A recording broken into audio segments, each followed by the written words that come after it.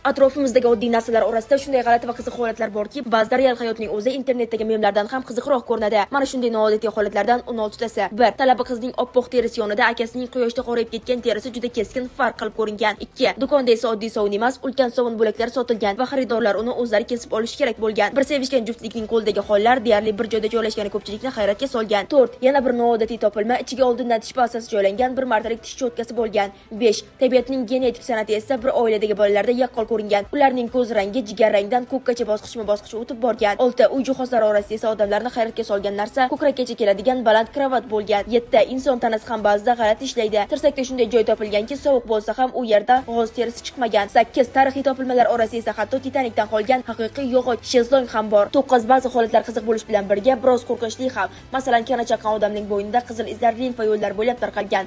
10. Kundalik mahsulotlarda ham noodatiy uchraydi.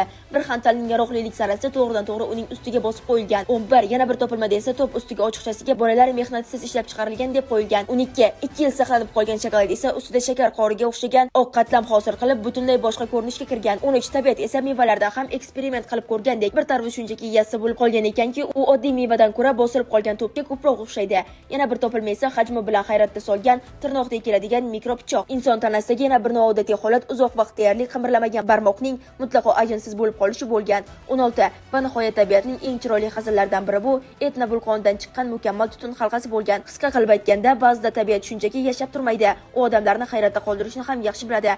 Sizni qaysi holat eng ko'p lol qoldirdi? Fikrlaringizni izohlarda yozib qoldiring. Bizni kuzatishda davom eting, chunki siz bilmagan sara xabarlar hali oldinda.